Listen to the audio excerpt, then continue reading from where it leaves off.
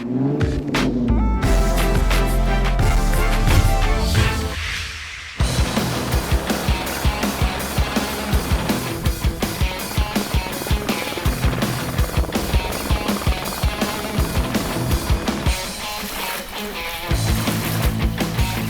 morning, Philippines, and welcome to Wheels Season 3.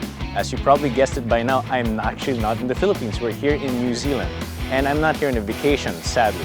You all know the Ford Ranger. We've driven it around the slopes of Mount Mayon, and this time, we're gonna take it on its most extreme adventure yet, and it's here in New Zealand. We'll catch it as we attend the Ford Ranger camp right here. You know, this won't be your ordinary test drive. Ferried by helicopter from Wanaka, New Zealand, the contingent made its way to a working farm at the Minaret Station. This is where we will be spending the next 2 nights. Upon our arrival, you see the Ford Rangers all prepped and ready. They certainly look at home in this rugged terrain. We're a working high country farm. Since we'll be doing a lot of off-road driving on this island, the first order of the day is to get reacquainted with proper off-road driving.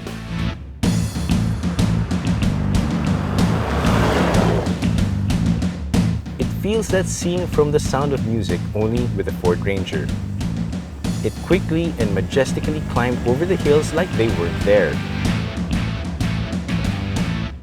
The New Zealand Market Ranger is available solely with the 3.2-liter inline 5. With its 200 horsepower engine with 470 Newton-meters of torque, it made short work of the rocky terrain. And the sure-footedness of four-wheel drive and even locking rear differential, it went through any obstacle you could throw at it, including muddy pits. On the descents, we could activate hill descent control, which regulated the maximum speed. It can be easily done by just the press of a button.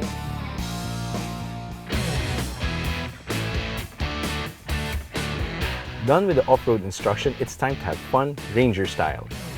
Loading kayaks proved to be easy thanks to the rear parking camera.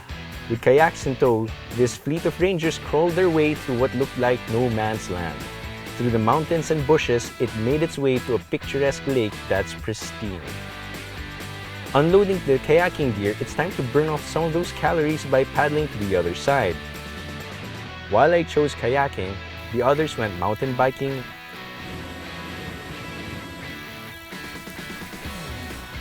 while the others went fishing.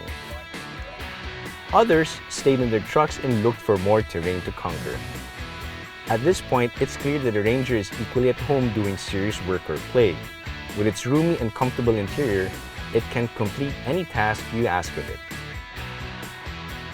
Day 1 ended as quickly as it started, but having a camp out by the lake near our tents made this a memorable experience indeed.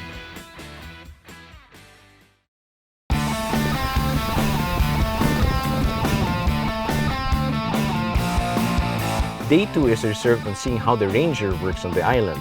Since this is a working animal farm, I saw firsthand how animal wranglers used it to feed deer and herd sheep. With the help of some four-legged friends, it's amazing how you see this up close, since this is normally what you only see in the movies.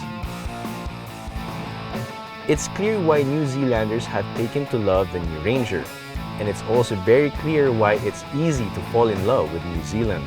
In the rustic wilderness of Minaret Station and the tough, beautiful Ranger, I was able to experience New Zealand at its very best. The Ford Ranger camp proved that anything is possible when you have built and engineered the very best.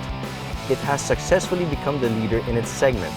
It's a pickup that has captivated the world, but more than anything, it's a pickup that anyone will be proud to own and confident to drive anywhere and everywhere.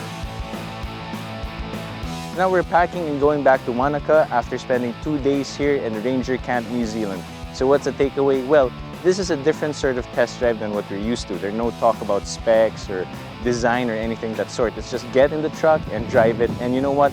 It performed beautifully. We actually took it through sheep herding, through kayaking. Some people took it off-roading and took it on bikes. So pretty much the Ranger performed beautifully. So there you have it. It's the truck that lives the lifestyle you want to live.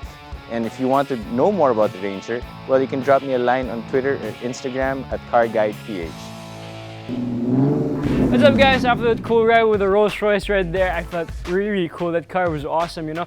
You'd think the car would be really technologically advanced inside the cockpit or in the interiors, but no. What's nice about the Rolls Royce, the makings of it, the craftsmanship, how everything's detailed very beautifully, nicely, and it's classy and simple right there. Anyways, guys, don't forget to check out the Philippine Stars Wheels Facebook page at facebook.com/PhilStarWheels. Since it's Holy Week next week, we won't be around, but we'll be back on March 31st, same time, same channel. See you guys then. Until then, this is your host, Mateo Winchelli for the Philippine Stars Wheels. This is your guide to life in the fast lane.